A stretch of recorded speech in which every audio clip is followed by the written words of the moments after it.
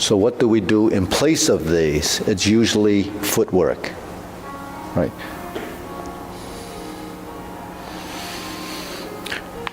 So some of these things I'm bringing up is because Felicity just came back from Portugal, and she says there's no Tai Chi in Portugal.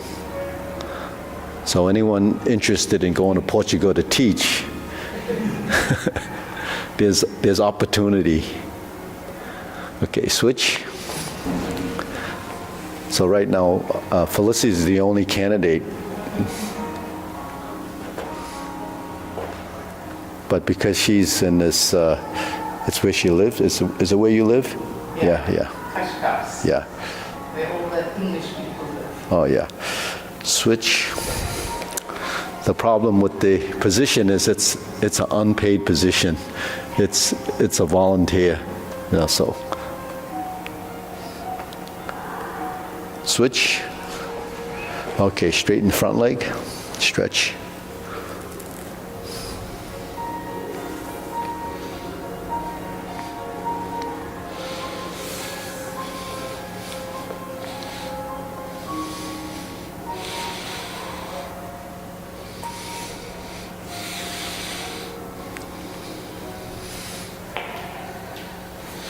Switch.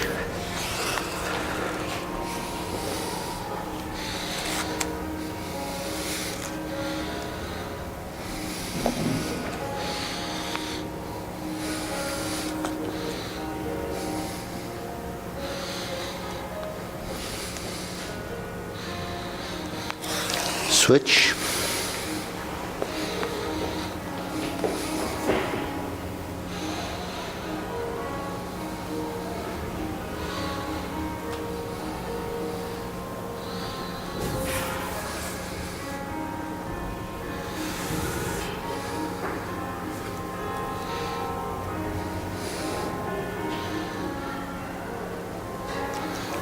Switch.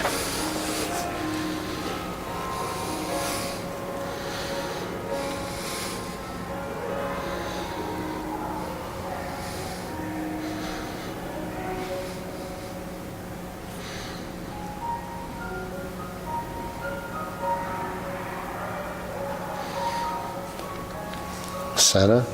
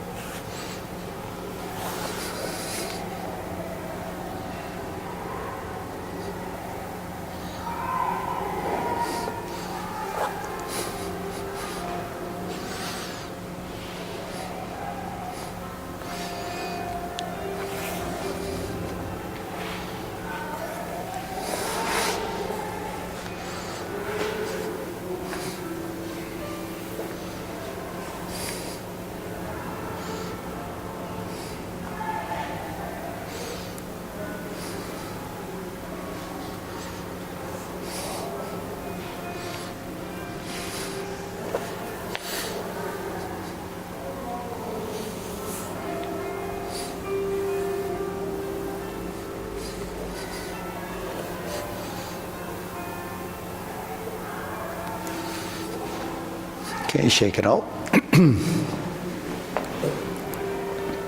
Deep breathing. Inhale. Exhale. Inhale. Exhale. Inhale. Exhale. Okay. Hands in waist, shoulder roll.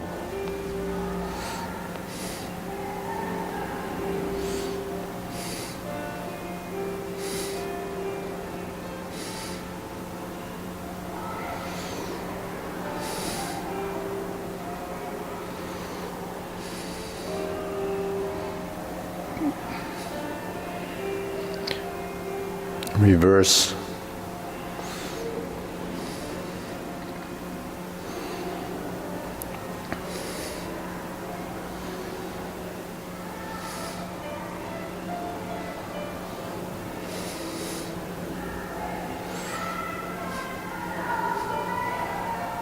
And center. Okay, press, release, exhale, inhale.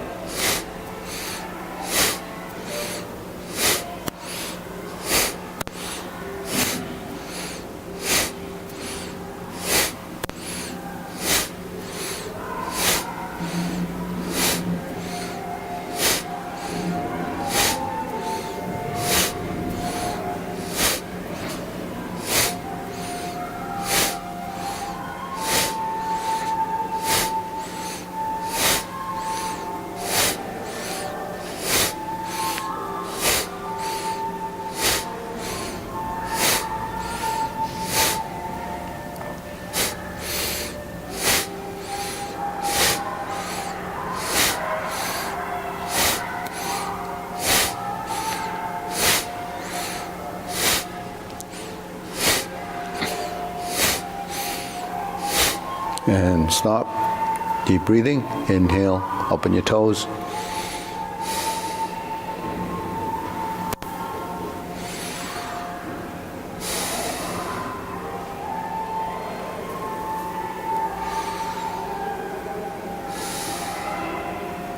Okay, elbows and knees, circular movements, wrists.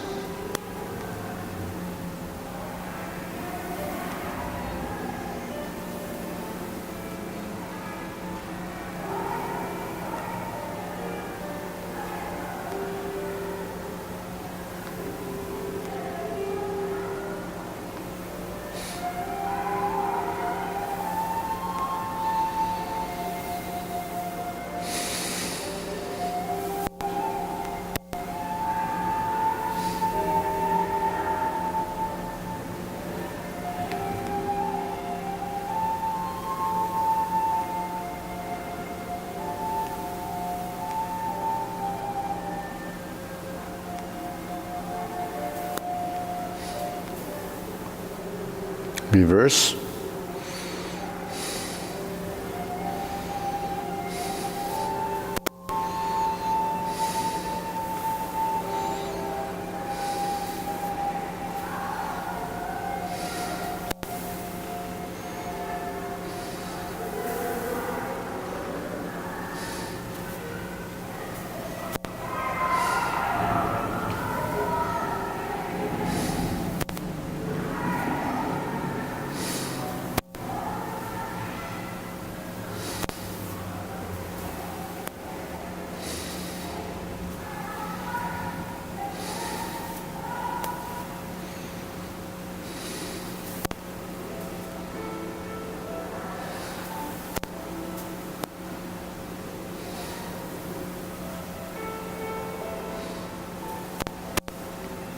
Okay, palms down.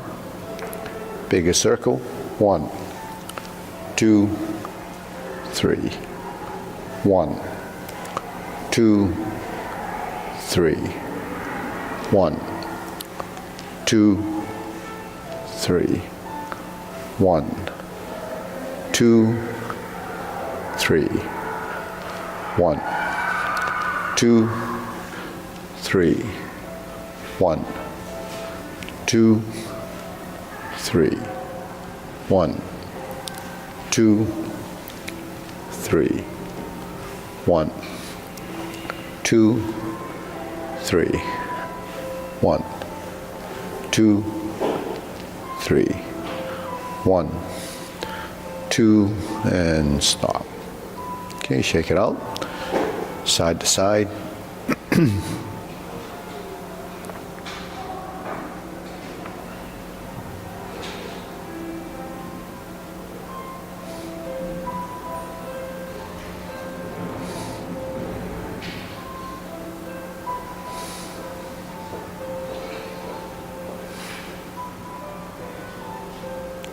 Center. Okay, ready? Press down, knee up.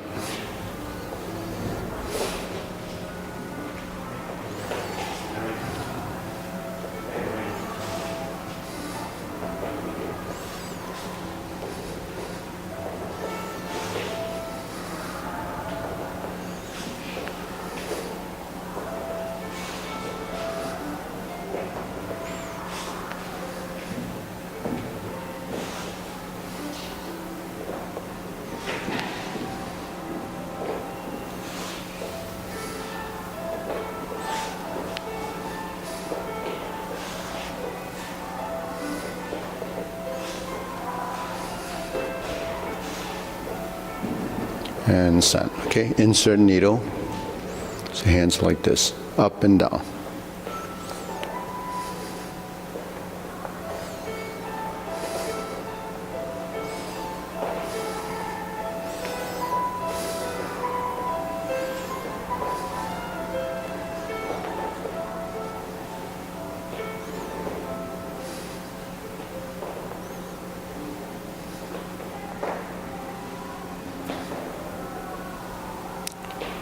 And center. Switch.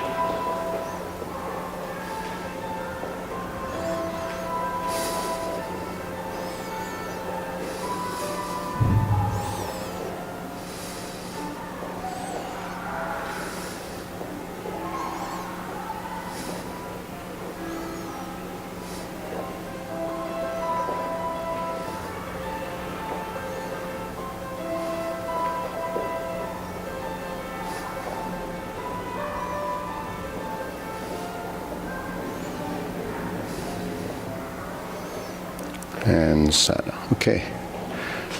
Swing the arms, leg swing.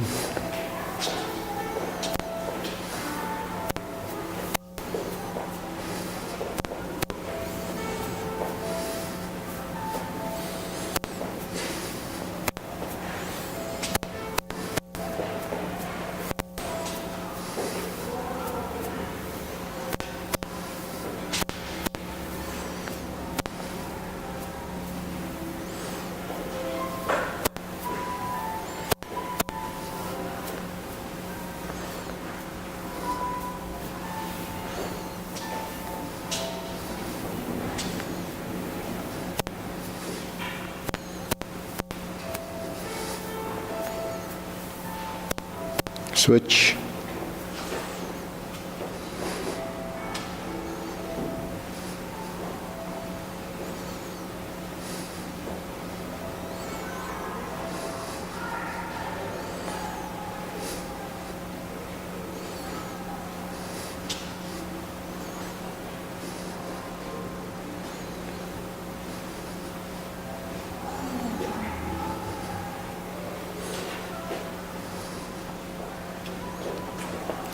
Okay, center, side to side.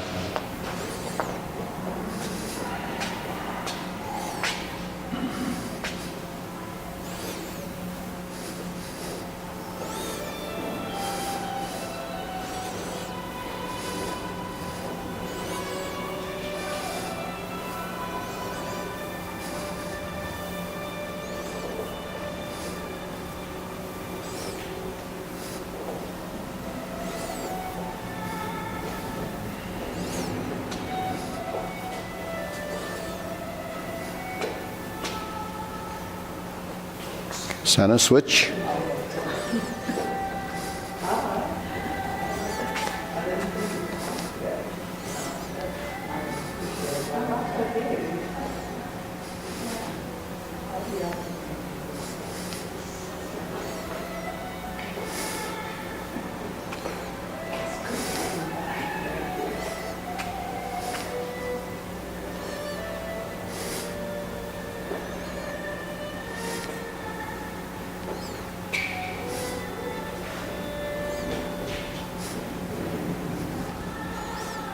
And center. Okay, shake it out. Okay, deep breathing. Inhale, up on your toes. Exhale. Inhale. Exhale. Inhale. Exhale. Okay, silk grilling.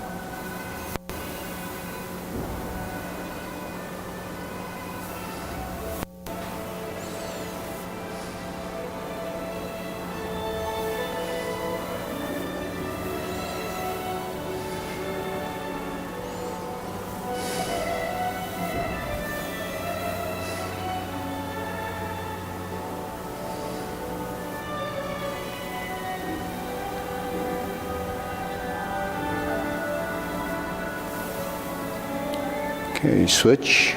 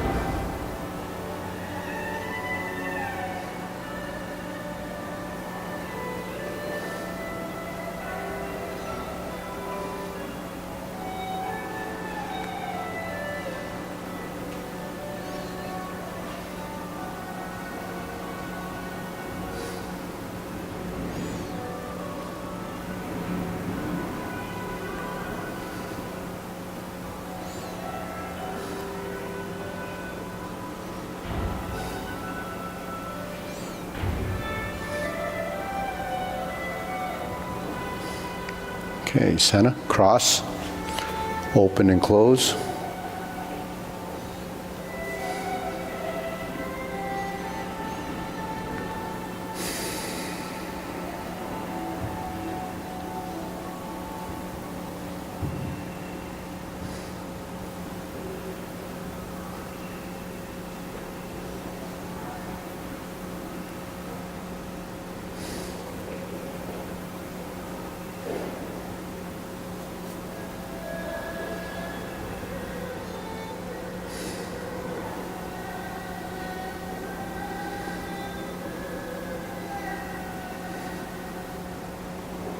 Switch.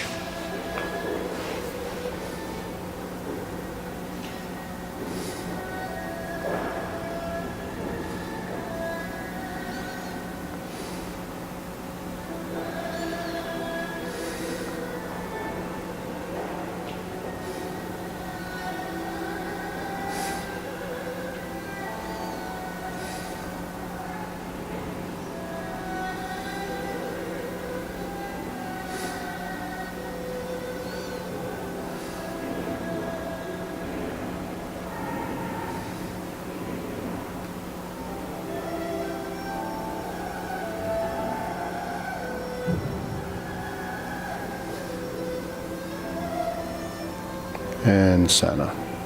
Okay, step parallel stance, circular movements preparation.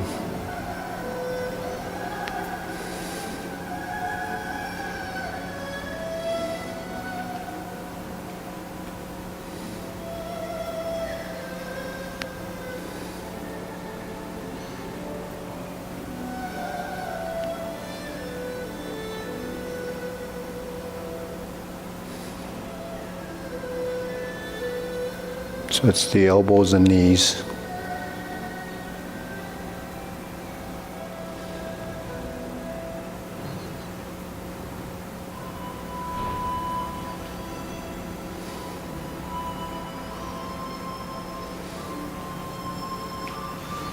Okay, lower hoop, rounding out.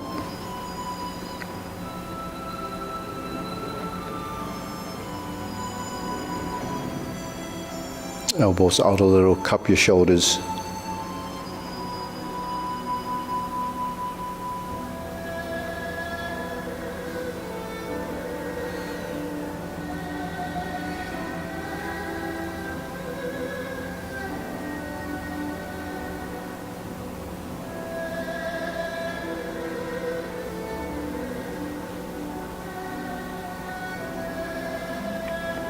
Okay, shoulder height.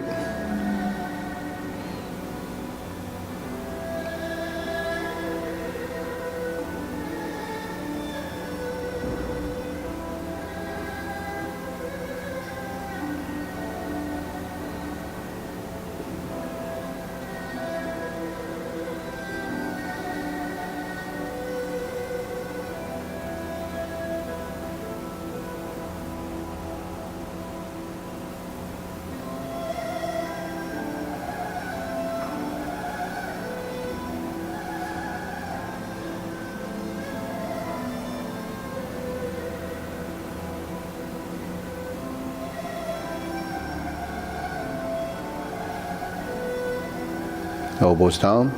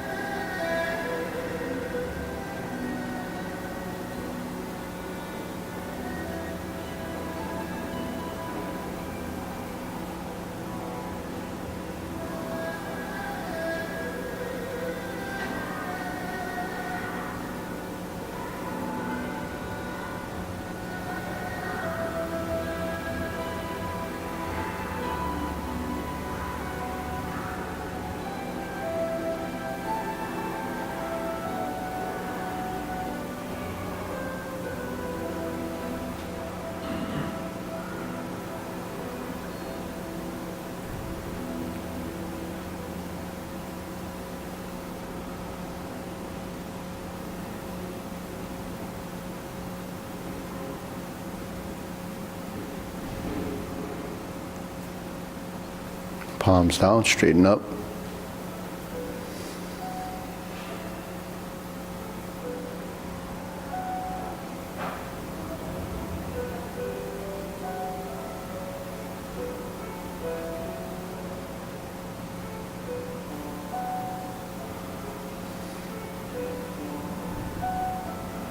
Extend, fingertips pointing down.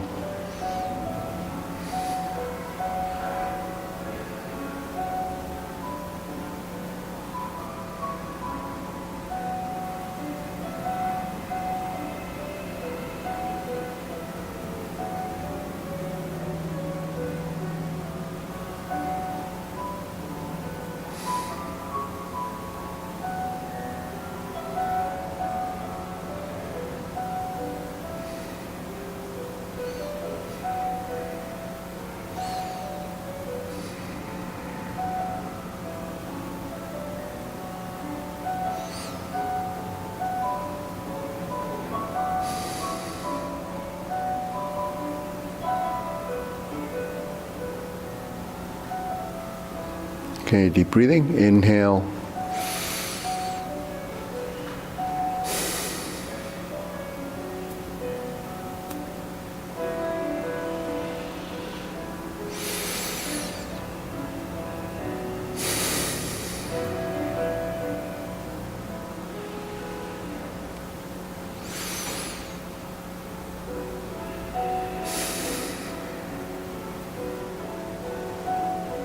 Diagonal flying.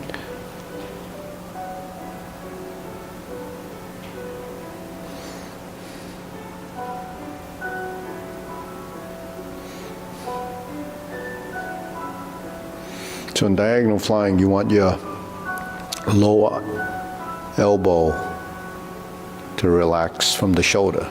So you don't want to leave your elbow out like this. Let it relax and sink. Because between here and here should line up as a direction. So while the hands are separating from here, the elbow would drift down, but then you have to sink the elbow a little bit and let your shoulders reset to this down position, see? So you have to let go. So that's releasing.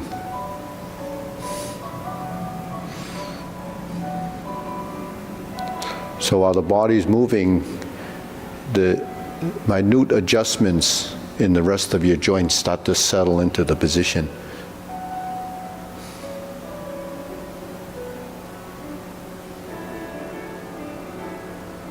Okay, so the elbow is pointing down toward the knee, and then this relaxes and you have this position where the elbow is not like that. So in fact, your index finger would be pointing to the front. Because you can see that if this index finger is pointing there, your elbow would be out. When you relax the shoulder, then the fingertip starts going in that direction. Then this area, the tiger's mouth, is facing this way, and then you're able to put a line or a pole or an arm through that space. Then you can grasp, you see. We switch the other side, same thing happens.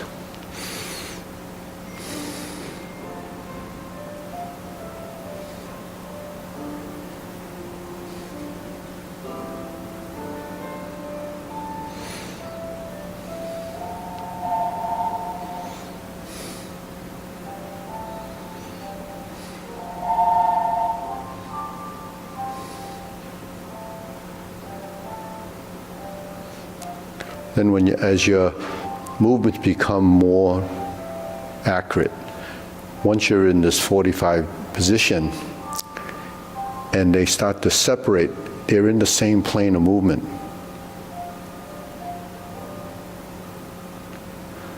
Okay, so there's your line. You have to follow and track that line.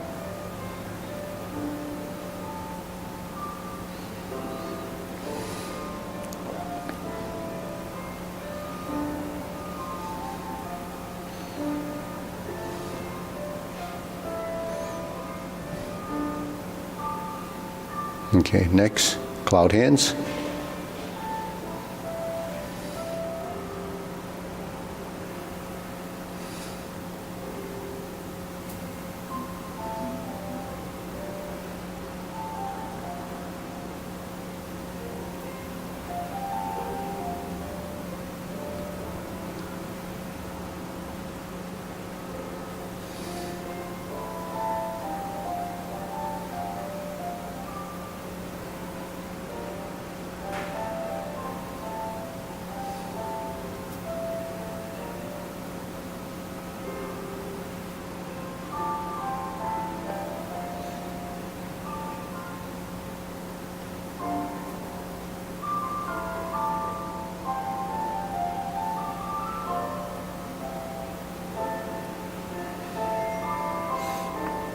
Okay, so let's go.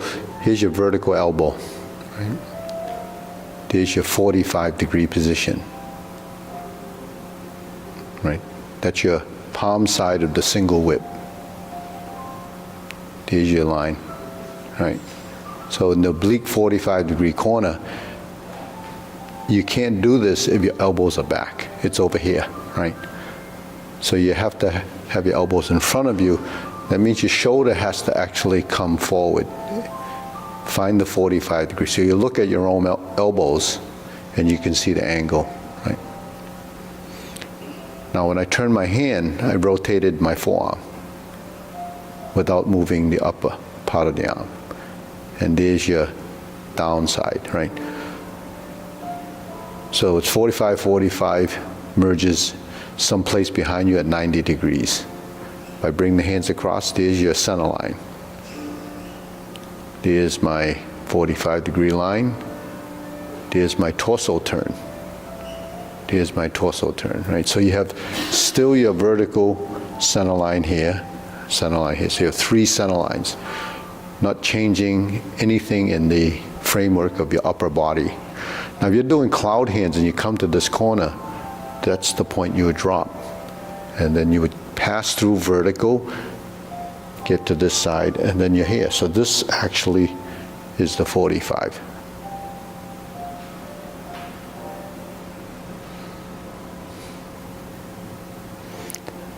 So to define that space and develop accuracy of motion, then you have to go through this process until your body starts to know and recognize where, when, and how you should drop, right? So you go from vertical to horizontal, but when do you make these change in motion?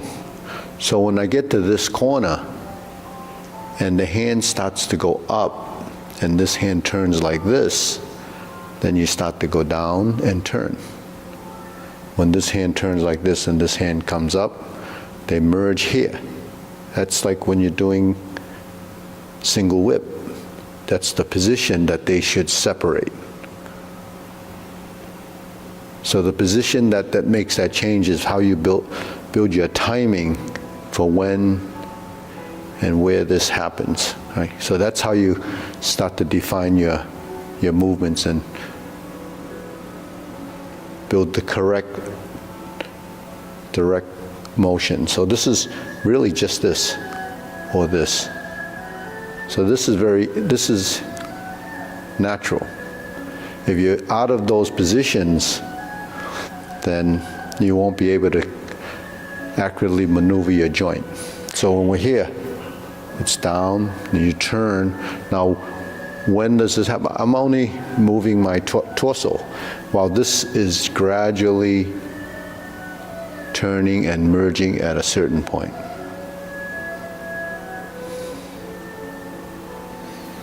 So just to stand here and do this is how you develop your upper body accuracy of motion. When you start to pivot your feet, now you have the same hand movement, but now you integrate it with the leg.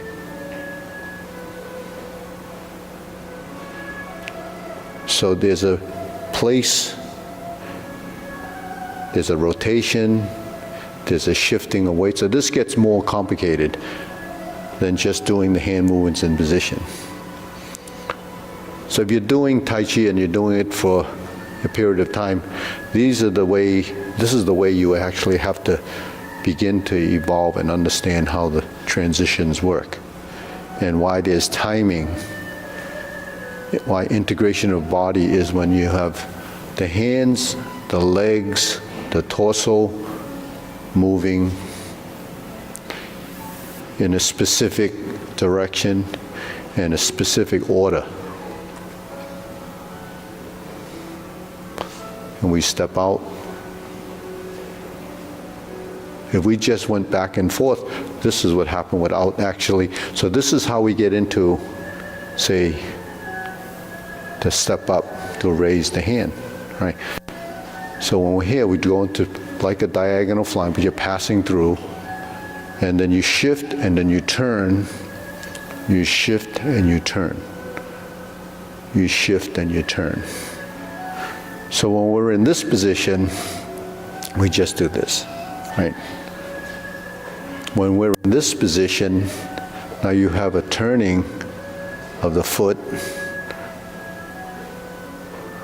Now the hand, as if it's connected to your foot, you see. So this foot has to steer in that direction. You shift your weight, and then you follow. You open, you change your hands, and then you follow. So that's sort of a beginning of that integration. Then when you shift to here, you have the up and down. You have the sinking and the pivot. When we shift, this is cloud hands, then you're leg work has to improve. So the footwork that's there is actually when we step to the side, when we step forward, setting up your positions. And that is how you build that timing. But it's control. If this doesn't move when this moves, then it's not connected. So this is actually connected. This is moving with that. So the hands, the feet, the elbows and the knees, the shoulders and the hips, all of it starts to make sense, right? But you have to go through phases of getting those parts to work. So why back when we did this is important is because that becomes something that's learned in the hips, the rotation, the pivoting of the heel or pivoting off the toe. When we're here, when we do the stretches, I said we don't do that in some of the outside programs. We do this, right? That's a pivoting together, but we don't want to pivot like this. We want to pivot 1 foot at a time. Because now you can learn to differentiate between the solid and empty. The leg, the heel, the toe. This is toe pivoting. Then the toe pivot to the heel.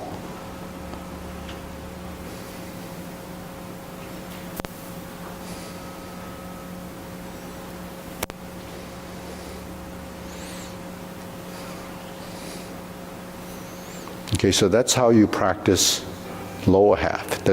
Seems very simple, but if your legs are very rigid and stiff and kind of in this defensive mode about whether you're going to tip over or fall, especially a lot of the seniors, they can't do this easily because they don't know how to get their weight off their feet. They don't know how to shift. Why they can't shift? Because the hips are too rigid and stiff. So you have to learn how to shift in order to set that up. In order to shift that way, we have to turn this way, shift, and then turn. So if you're doing this, especially if you're prescribed to help improve balance and mobility and agility, if you can't learn that type of emotion, then you're going to have a lot of trouble being agile on your feet because you're not moving the lower half. So controlling your legs is even more important than controlling the upper body, because upper body, we kind of know it. You can copy these movements. And once you get to the lower body, then we have a little trouble because we're not wired, or at least we haven't activated, the mechanism to get us to do that. Now, when we're here, you say, well, where is that showing? In the beginning of the form, when you're in this position, that's your starting position.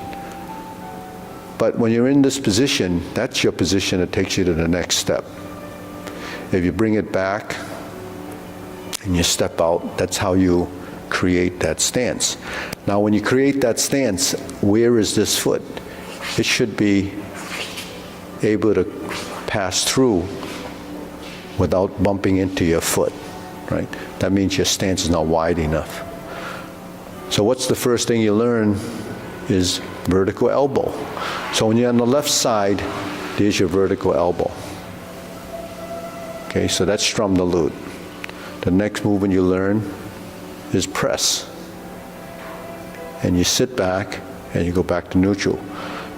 So this and this becomes something you already know. But when you're in this position, do you sink and push, sink and relax your shoulder to elbow and turn your torso for the 45-degree position? So that's your left side beginning style. If you toe out and shift your weight and step through and you change your hands, then here's your other half, other side. And then you go back and sit. So those two movements called beginning style left and right side. So what we call the linear form is stepping up and doing this and sit back, go forward, twist step, step up, flip the elbow, bring it down, bring it across, and turn your spine. Now, a new person wouldn't do that. A new person just going through the motions, get their hands into position.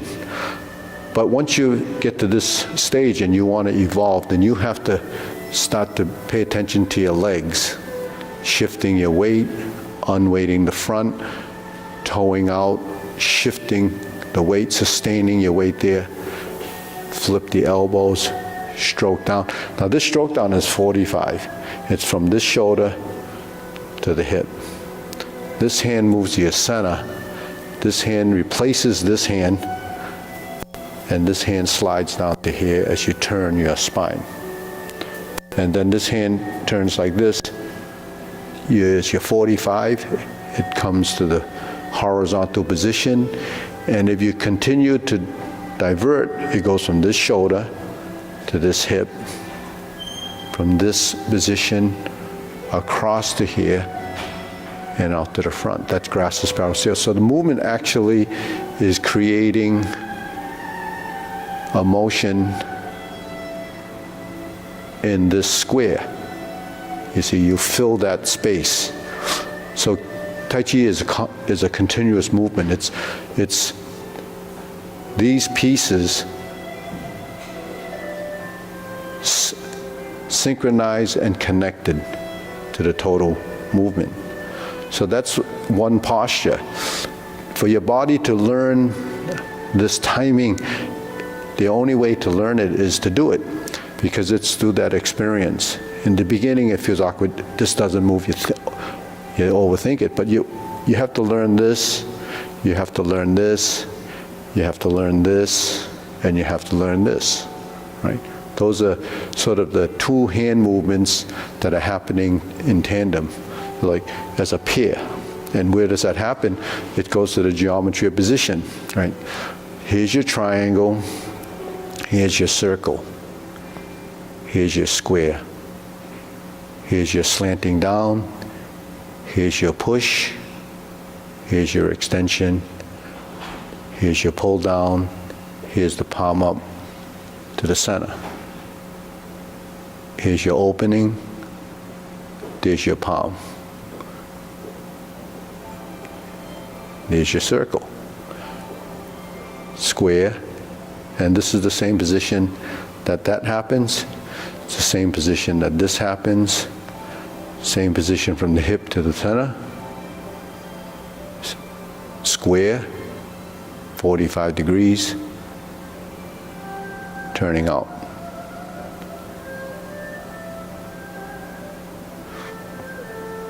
So that's the manipulation of your skeletal structure. When you're first learning it, it's only your hands reaching out, trying to do what you think you see. Because you mimic the move, so you see this, and then you try to do these movements, but none of this is controlled because we don't know about the elbow, we don't know about the shoulder, we don't know about the torso because we don't know to turn the spine. But we know to turn the spine when we do this because that's what we're doing. You see? So all these pieces that we have in our fundamentals are all, the bits and pieces that are required to make one posture. It's in everything. So that's critical because muscle memory is all this stuff.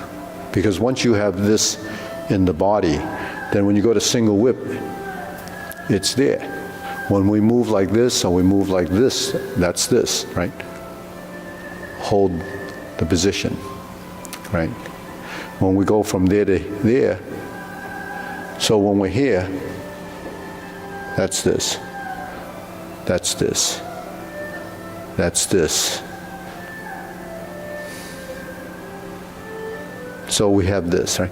So if you're pushing hands, isn't this the motion that we learn when we push? It's not this, it's this. It's this. There's your 45, there's your horizontal, there's your expansion. So the movement is a pattern. So that circular movement is grass to sparrow's tail. So we see this, do we see this, right? We push out, we pull down, we turn and go out with the hand. And then we turn. And it goes into single whip. See? So those patterns that I'm talking about become in your body.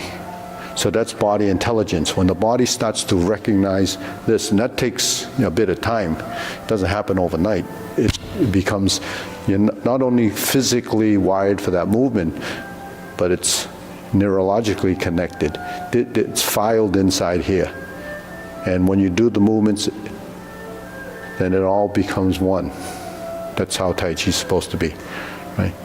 So any questions? So that's taking just those two transitions from beginning style, right and left side, or left and right side, and grasp the sparrow's tail. So if you want to develop that posture that's in the form, then you practice that movement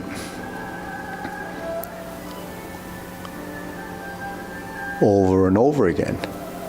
So a lot of times we do the form, but we don't know that it goes anywhere beyond the sequence. What goes on the sequence is what your body knows and what your understanding knows. So it's getting your upper body and the lower body to connect. And then when you step up and you switch to the other side, then you do it on that side. So grasp the sparrow's tail is pretty important because it houses these maneuvers. So you notice in the long form, you do it, 7, 8 times or in the form. Why? There's a step up with the grasp the sparrow tail. There's a, always going to the corners or to that side. It's only the right side though. We have to transfer that information to the left side. That happens in the Tai Chi Paradigm. But you have to do both sides to balance your movement. Otherwise the legs don't work right. And the turning of the spine will be one directional if you only work it one way. So, okay, deep breathing. Inhale.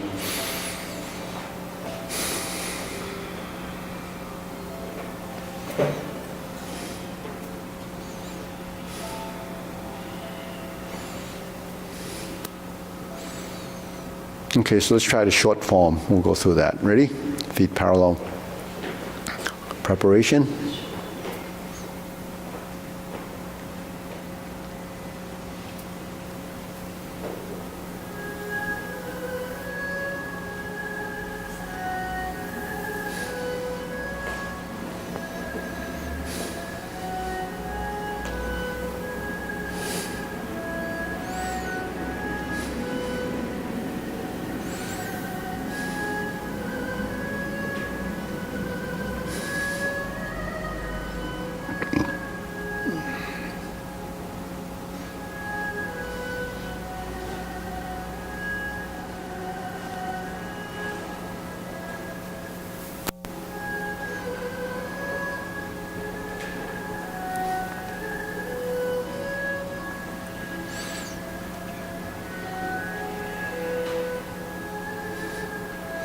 Brush knee 4 times.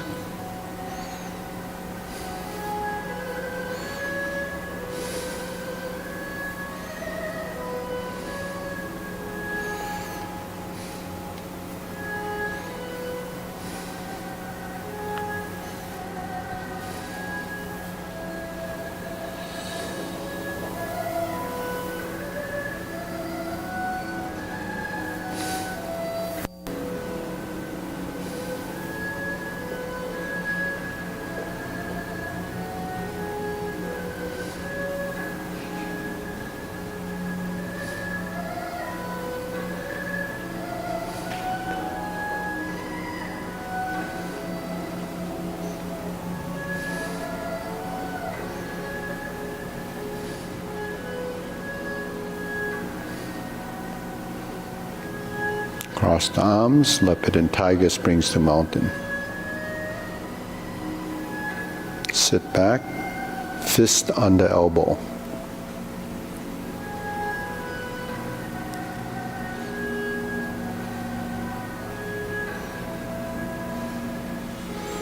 Repulse the monkey.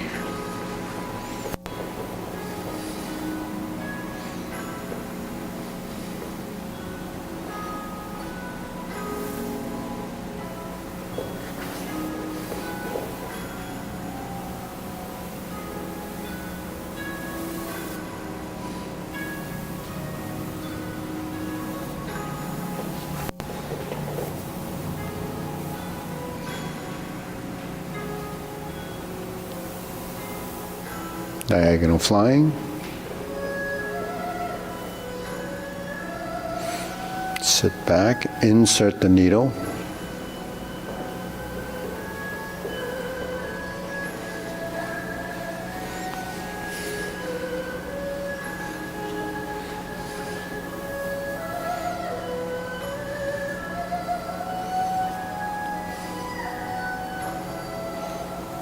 Form the fist.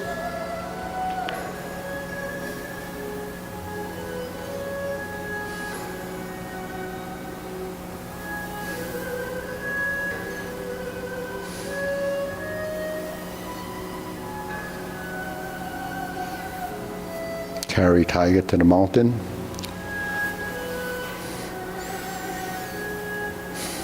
Cross the arms. Bend from the waist. Stork flaps wings.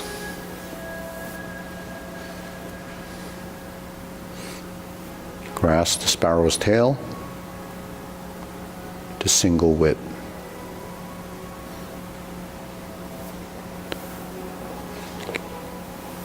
Find your 45-degree corners, hold the ball.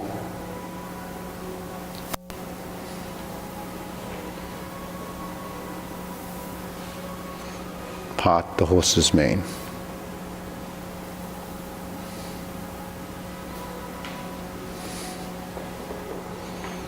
Part the horse's mane.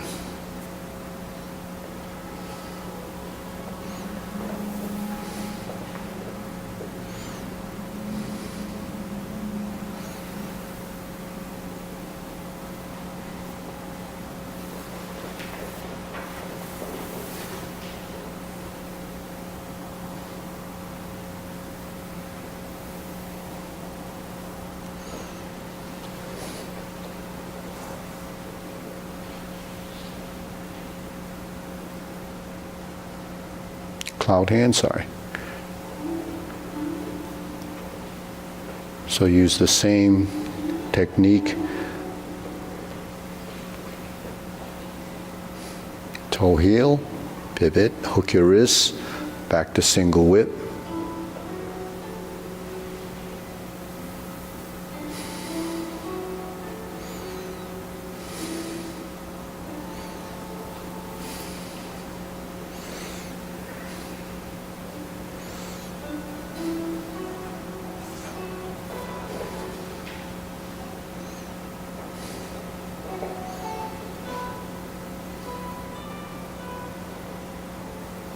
Deep breathing, inhale.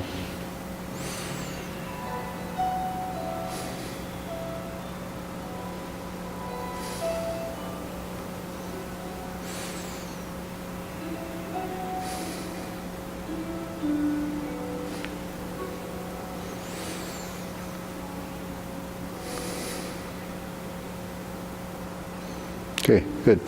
So Tai Chi should be, it appears to be soft, right? It appears to be soft because it is soft. What's soft? Your body is soft. It releases the tension. So we stand here and you feel your thigh. You feel it's somewhat rigid, right? Bend your knees, more rigid. Why? Because it's bearing weight. So tension, but it's needed tension. But how much tension you need, you just need enough to support you.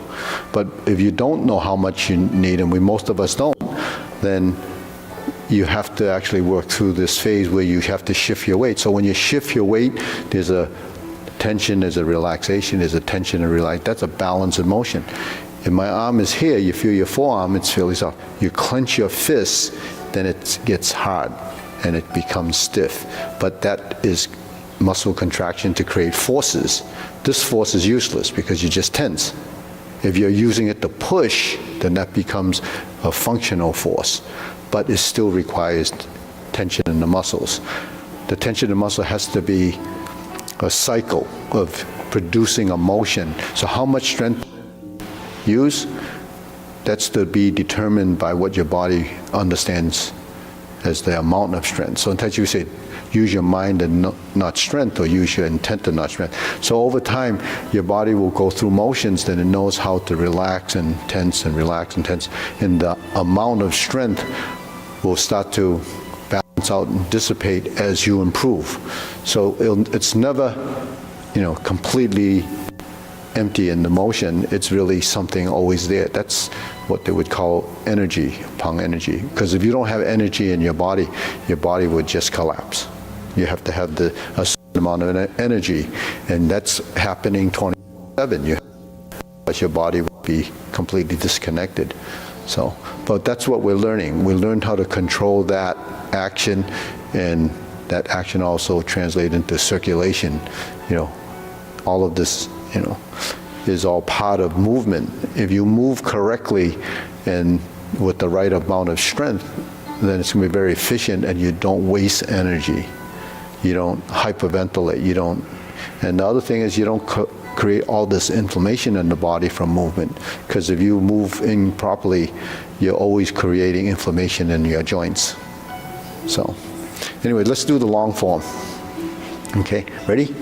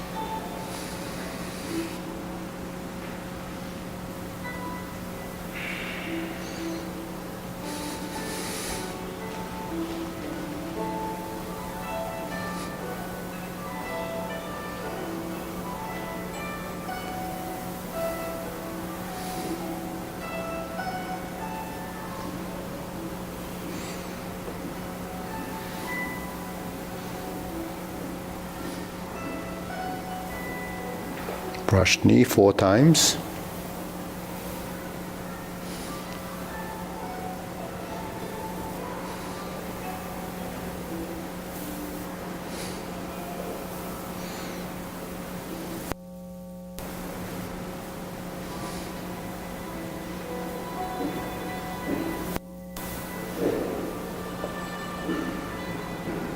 Form the fists and punch.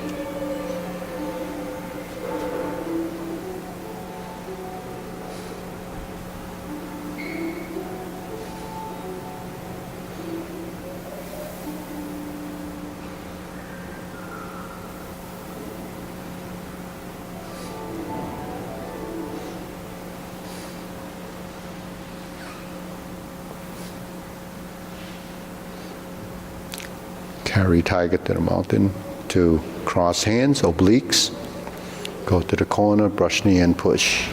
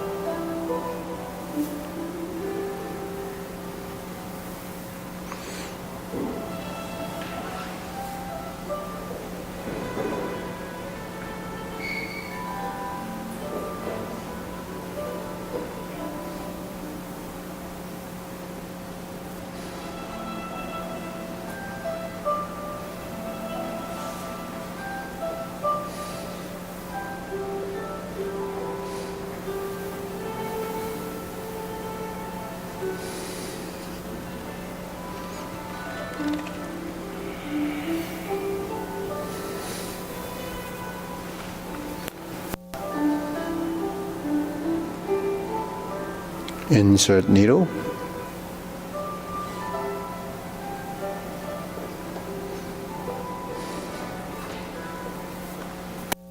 Fan to the back. Turn, parry and punch. Retreat, form the fist.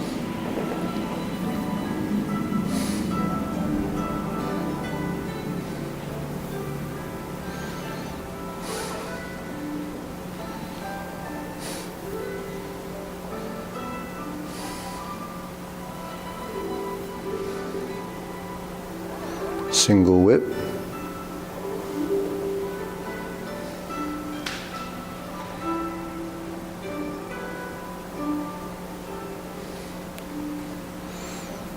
Cloud hands.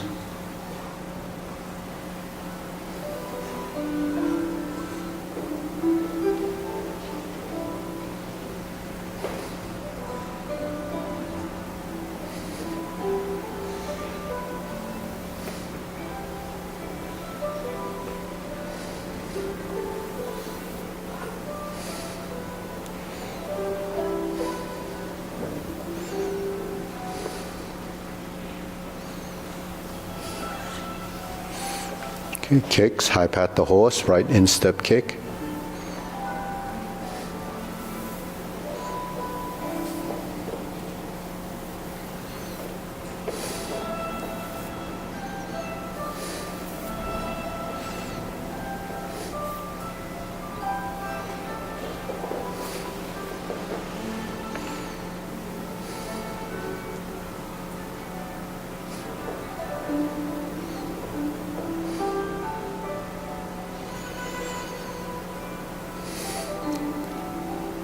Twist step left brush knee and push.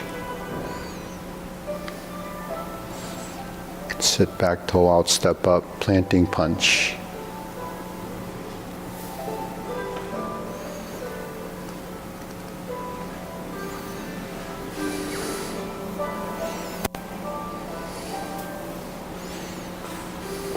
High pat the horse.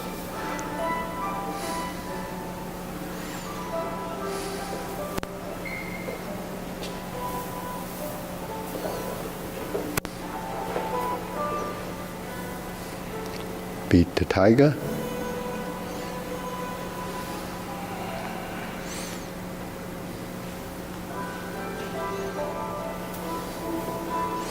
Lower hoop, cross the arms, right heel kick. 2 punches to the ear. Sit back, flip the hands over, fold, parting leg. Turn.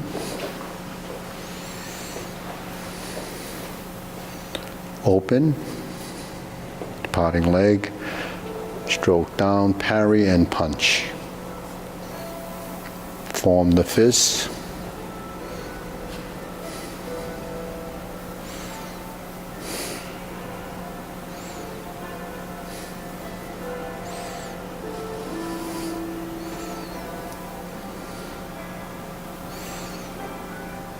Carry tiger to the mountain.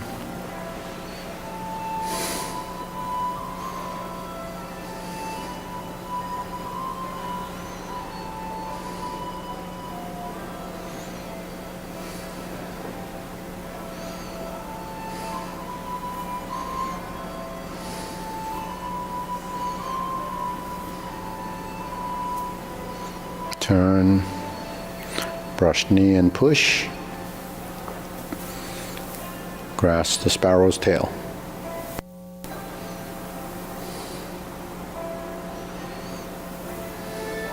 Single whip.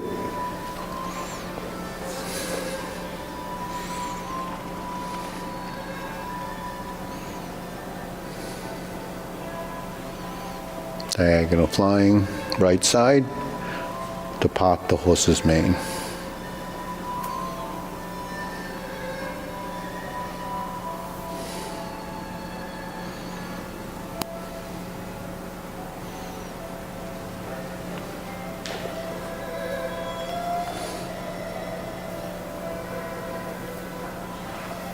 Step up, part the horse's mane again. We do it one more time, so it's 2 on this side again. Now we're going to cross over. Move your hands, turn your torso.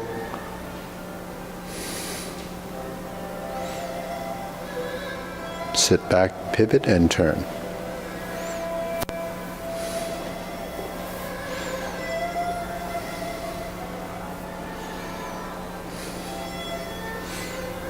Part the horse's mane.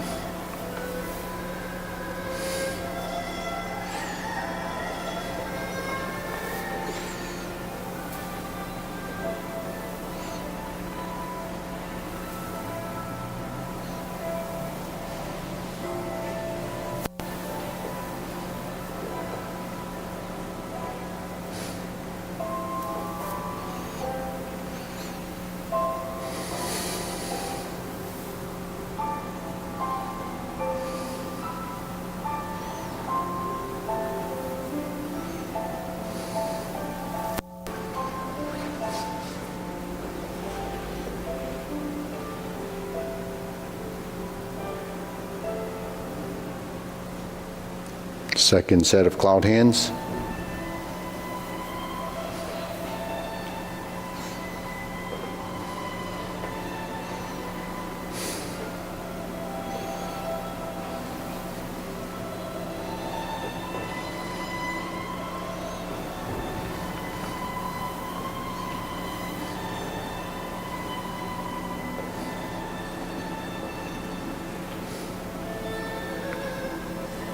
Okay, turn. Cover hand, snake sticks out tongue. Pull down. Shift up. Golden cockcrow stands on one leg. Other side.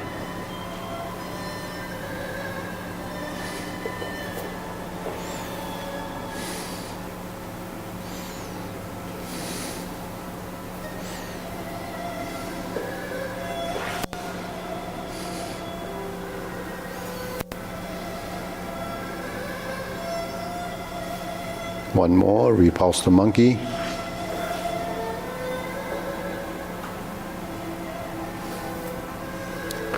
Lower hoop, carry tiger to the mountain.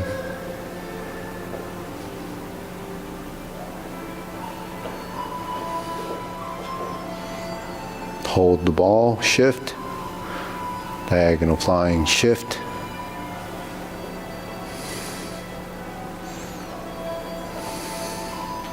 Raise the hand, bend from the waist, stork flaps wings, brush knee, 1 time.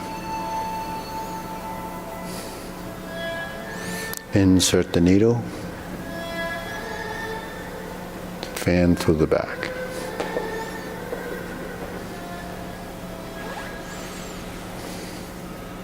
Turn, parry and punch.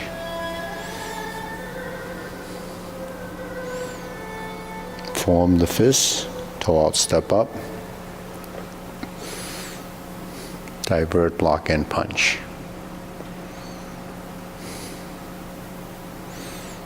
Step up again, grasp the sparrow's tail.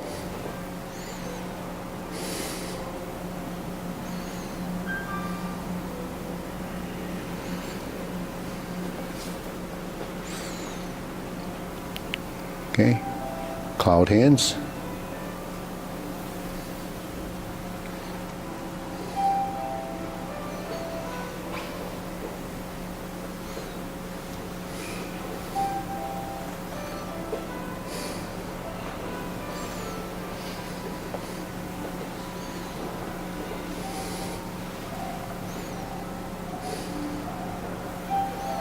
Single whip,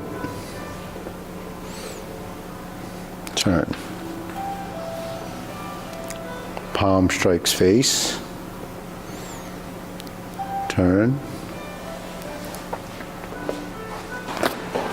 Single lotus to brush knee, left push. Go forward, twist step, step up, punch down the crotch. Toe out, step up, grasp the sparrow's tail.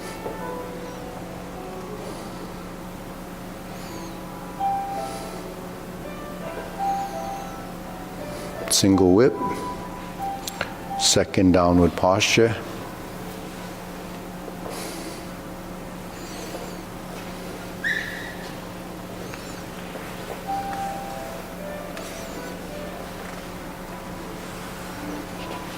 cross hands, retreat, ride the tiger,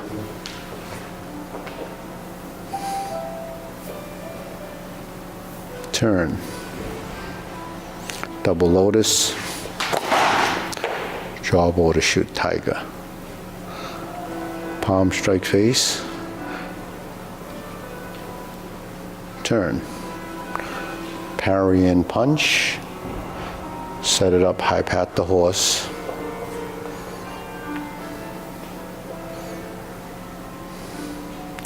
grass the sparrow's tail.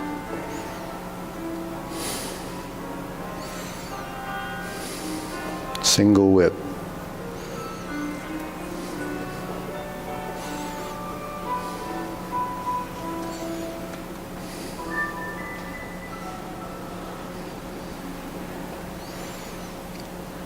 Diagonal flying, close the form.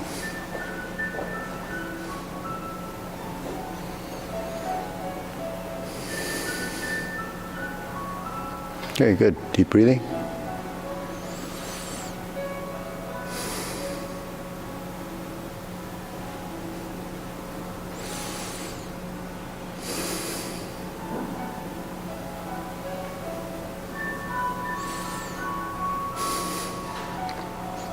So,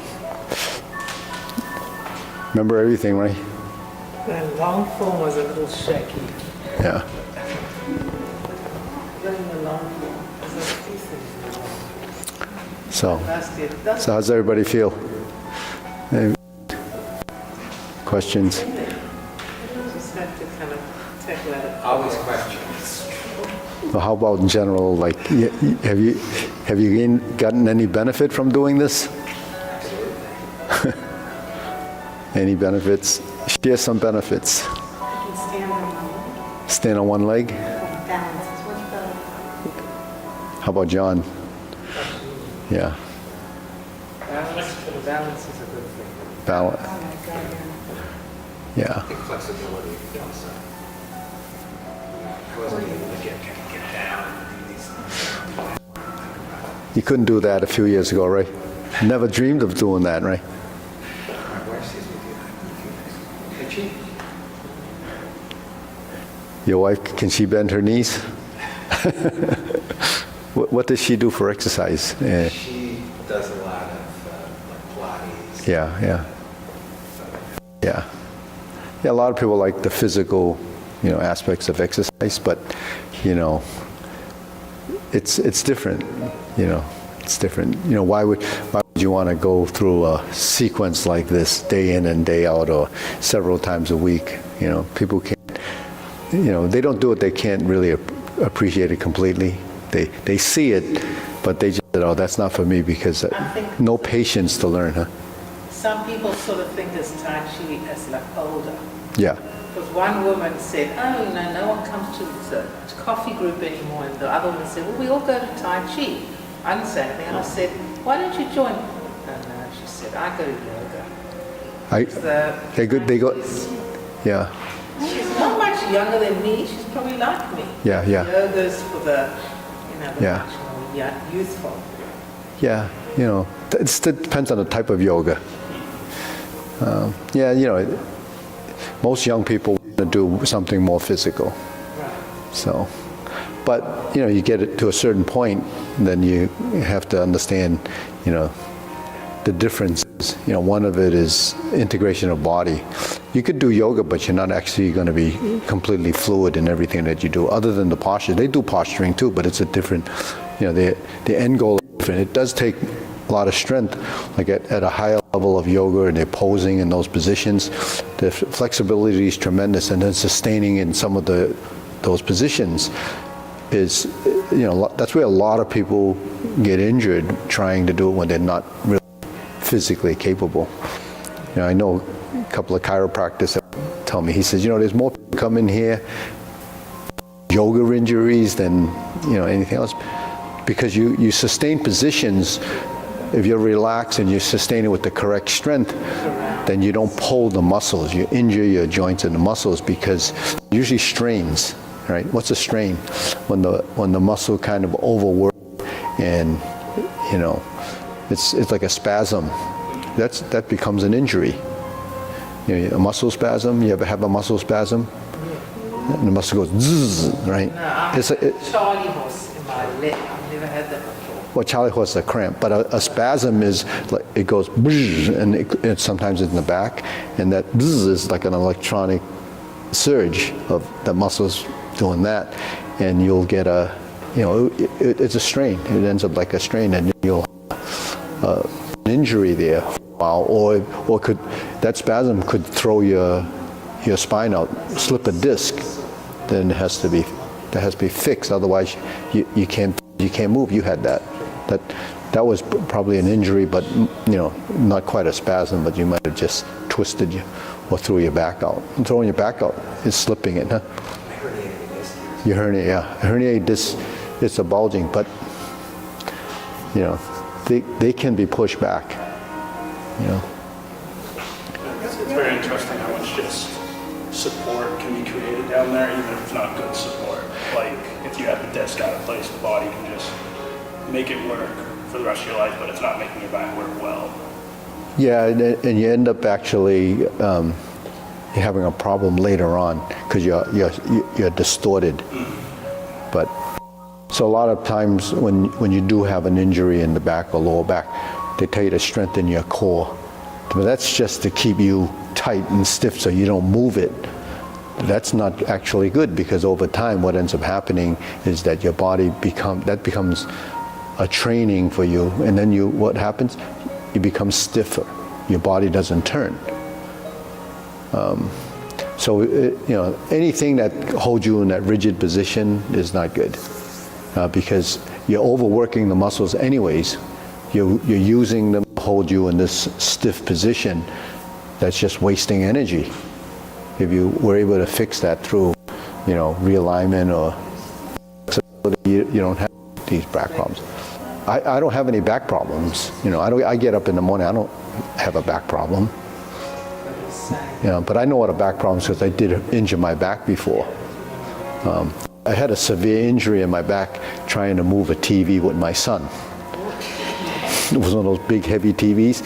He was holding one end and I was holding the other, and he didn't hold his end. he was 9 years old at the time, and we were trying to lift it, and my back really it went out. You know, Dr. Woodcover, tomorrow. actually, he looked at it, but it had to heal on its own. But so yeah. And you don't feel like residuals from that? No, nothing.